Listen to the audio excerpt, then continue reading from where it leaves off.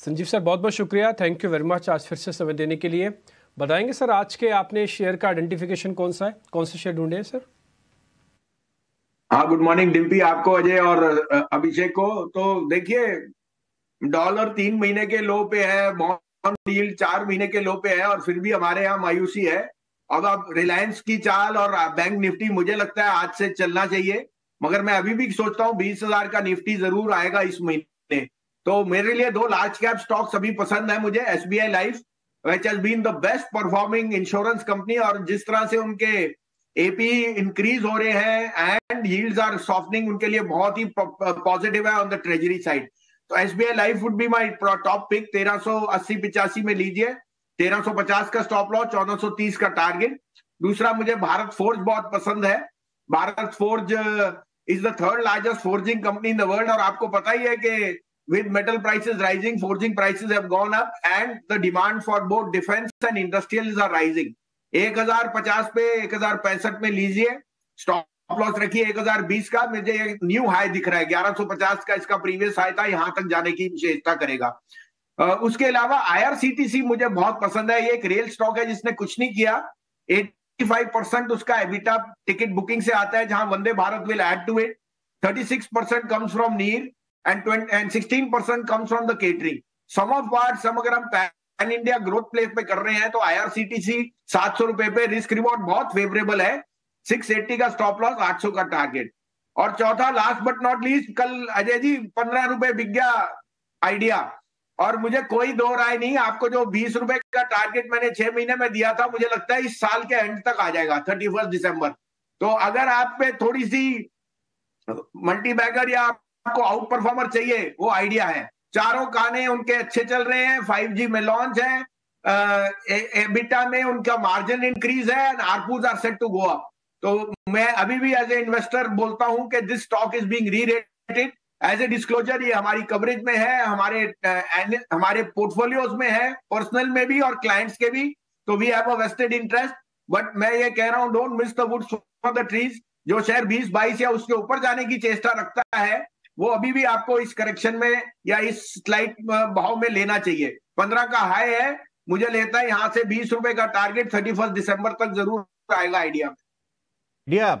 बिल्कुल, मुझे संदेह इसलिए नहीं है क्योंकि देखिए, ये थोड़ा रिस्की कैटेगरी से समझा जाता था, जिसको समझ नहीं कि क्या हो रहा है अंदर, लेकिन आपका कॉन्फिडेंस बता रहा है। आपने पहले साउथ इंडियन बैंक भी 6-8 रुपये में बताया हुआ है, और उसके बाद हमने सब जानते हैं कि कैसा हुआ। जेपी भी एक टाइम पे, जेपी ग्रुप बहुत ज़्यादा रिस्की लगता था, आप काफ़ी समय पहले बोलने लगे, और इवेंचुअली कहीं ना कहीं काफ़ी बड़े मूव्स देखे हमने आईसीआईसीआई बैंक के साथ सेटलमेंट के, वो भी स्टॉक चला।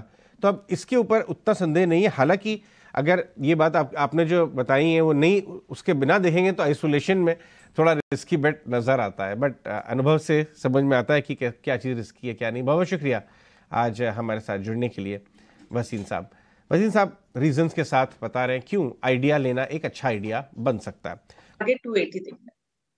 विनोद मोदी भी हमारे साथ जुड़ रहे हैं। विनोद, ये बताइए कि अब अर्निंग सीजन खत्म हो रहा है, 2-4 ऐसे स्टॉक बताइए जहां पे आपकी टीम ने देखा है कि आगे अर्निंग्स एक्सपेंशन की गुंजाइश बहुत जबरदस्त है, आपने अर्निंग्स अपग्रेड देखे हो। Very good morning Ajay ji, and सारे पैनलिस्ट को भी good morning. Definitely, I mean जहां तक अर्निंग्स की बात है, ये क्वार्टर देखिए, जो बीता क्वार्टर था, Q2 मोर और less, I mean definitely, I mean earnings wise काफी बेहतर रहा, बट मोर और लेस आई वुड से कि इनलाइन रहा। बहुत बड़ा मतलब ऐसा बीट नहीं रहा था, बट मुझे लगता है कि उसके बावजूद भी जो डबल डिजिट का अर्निंग्स ग्रोथ जो सस्टेन लगभग 13 क्वार्टर से कर रहा है, मुझे आने वाले क्वार्टर में भी सस्टेन करेगी।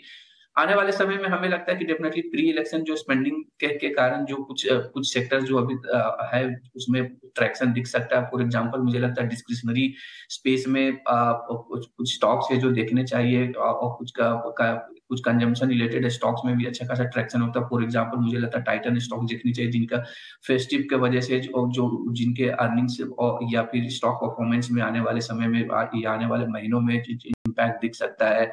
At the same time stocks like Bector food, जिसमें हमने कंसिस्टेंटली देखा है स्टॉक काफी बेहतर किया है।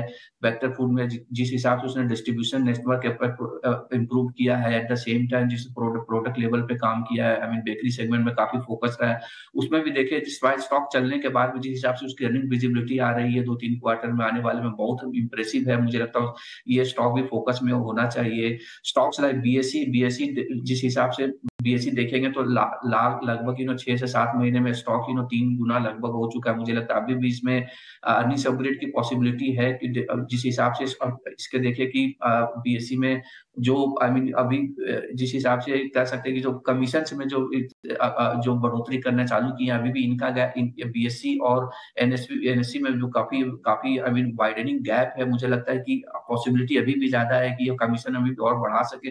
तो कंसिडरिंग एवरीथिंग मुझे कि कुछ स्टॉक डिस्क्रिशनरी, कुछ सेलेक्टिव आई मीन बीएसई जैसे स्टॉक्स है वहां पे निवेशकों का फोकस होना चाहिए आने वाले समय में।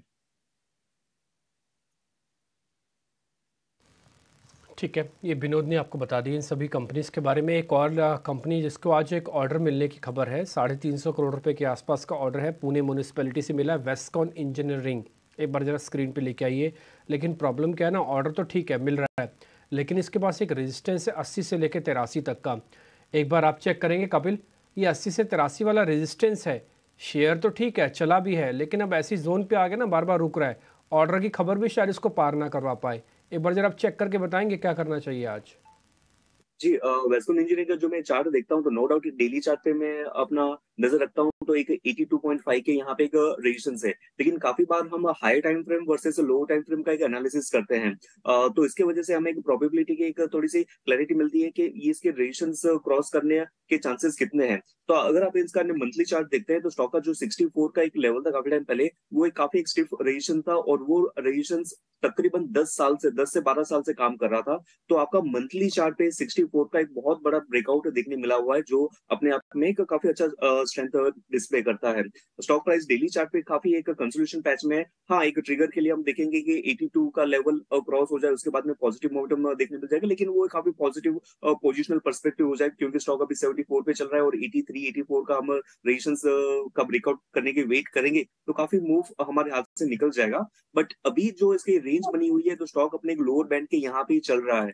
तो स्टॉक का कहाँ ना कहाँ पे लोअर बैंड पे है तो उसका एक फायदा ये होता है कि आपका रिस्क वाला रेशियो अच्छा हो जाता है। चल गया तो काफी अच्छा मूव देखने मिलेगा, अगर स्टॉप आउट होता है तो काफी कम परसेंटेज में ही हम अपना स्टॉप लॉस रिकॉग्नाइज कर लेंगे। तो 74.7 पे चल रहा है, इसका स्टॉप लॉस कुछ 73 के यहाँ पे बैठेगा और ऊपर में उसके कुछ 80 से लेके 82 के अपसाइड पोटेंशियल हमें देखने मिल सकते हैं।